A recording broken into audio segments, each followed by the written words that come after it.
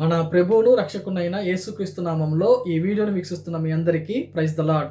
ఈరోజు మనము లెంటులో 8వ రోజుకి వచ్చి ఉన్నాం. ఈరోజు ఈ యొక్క ఉపవాస దినాల్లో మనము దేవుణ్ణి ఏ విధంగా అర్థం చేసుకోవాలి అనే యొక్క అంశాన్ని మనం ధ్యానిద్దాం.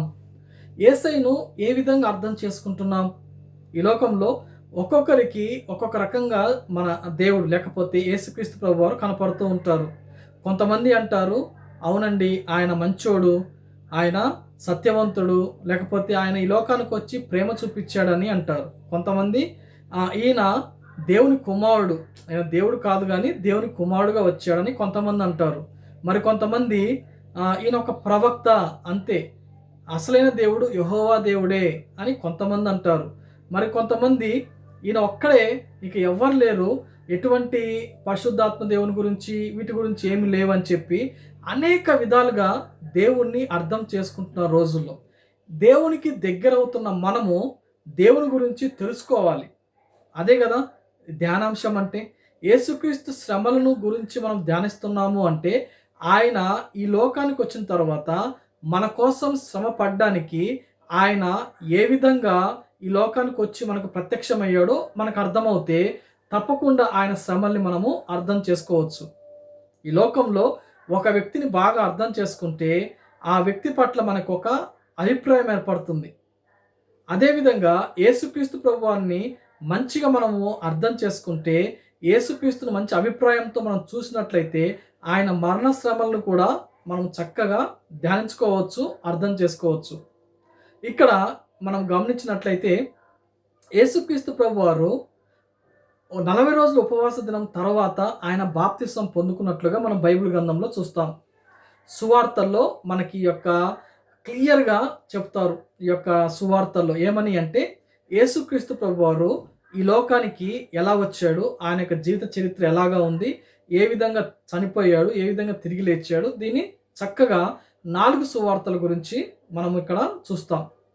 ఈ 4 సువార్తలు ఒక విధంగా చెప్పాలంటే 4 డైరెక్షన్లుగా ఈ యొక్క సువార్తలు వెళ్ళిపోయాయి. అంటే ఈస్ట్, వెస్ట్, సౌత్, నార్త్ ఉంటాయి కదా, అలాగే మత్తయి సువార్త, మార్కు సువార్త, లూకా సువార్త, యోహాను సువార్త, ఈ 4 సువార్తలు ఈ లోకమంతటికి ఈ యొక్క దేవుని గురించిన ఒక మంచి అభిప్రాయం, లేకపోతే దేవుడు నిజమైన దేవుడని, ఈయన అందరికంటే గొప్ప దేవుడు అని, అదేవిధంగా ఈయన ప్రవక్తల్లో నుంచి పుట్టినవాడని, అదేవిధంగా ఈయన నిజమైన దేవుని కుమారుడని, ఈ విధంగా 4 విధాలుగా 4 పక్కల అంటే ప్రపంచంలో ప్రతి వ్యక్తికి అర్థమయ్యే విధంగా రాశారు.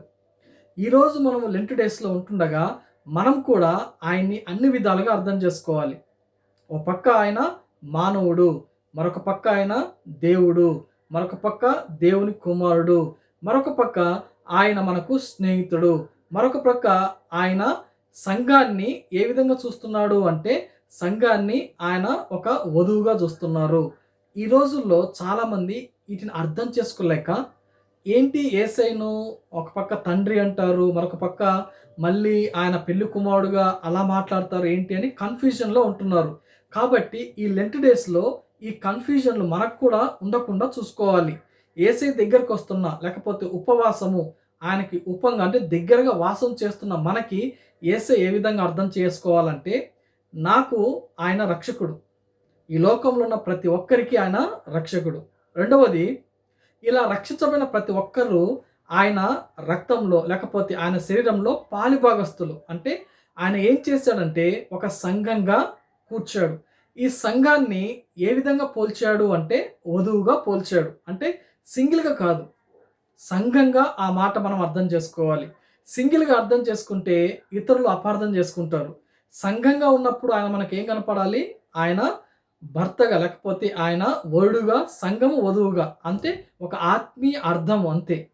తండ్రిగా, ఒక స్నేహితుడిగా, లేకపోతే ఇంకొకటి, అవన్నీ మన పర్సనల్గా వస్తాయి. సంఘంగా ఆయన ఏ విధంగా అర్థం చేసుకోవాలి, ఇండివిజువల్గా మనం ఏ విధంగా అర్థం చేసుకోవాలి, అదేవిధంగా అందరితో అంటే ఈ యొక్క భూమి మీద ఉన్న ప్రజలందరితో దృష్టిలో ఆయన ఏమర్థం చేసుకోవాలి, ఈ విషయాలు నువ్వు అర్థం చేసుకుంటే ఈ లెంట్ డేస్లో ఆయన ఇంకా ఎక్కువగా మనము ఆరాధించవచ్చు. చూడండి, అందరూ అంటే యేసు ప్రభువుని తెలిసిన వాళ్ళు, తెలియని వాళ్ళు అందరూ ఉన్నప్పుడు యేసే మనకి ఎలా కనపడతారో తెలుసా? లోక రక్షకుడుగా కనపడతాడు. అదే యేసుని నమ్ముకున్న తర్వాత ఏమని కనపడతారో తెలుసా? ఆయన నా యొక్క సొంత దేవుడు, లేకపోతే నా తండ్రి, నా యజమానుడు అంటాం. అదేవిధంగా సంఘంగా కూడుకున్నప్పుడు నా యొక్క ప్రియుడు అంటాం. ఈ విధంగా మనం అర్థం చేసుకున్నప్పుడు తప్పకుండా దేవుని యొక్క మార్గంలో మనం ముందుకు పోవడానికి ఎంతగానో అవకాశం ఉంటుంది. ఇటువంటి కృప దేవుడు మనకు దయచేయును గాక.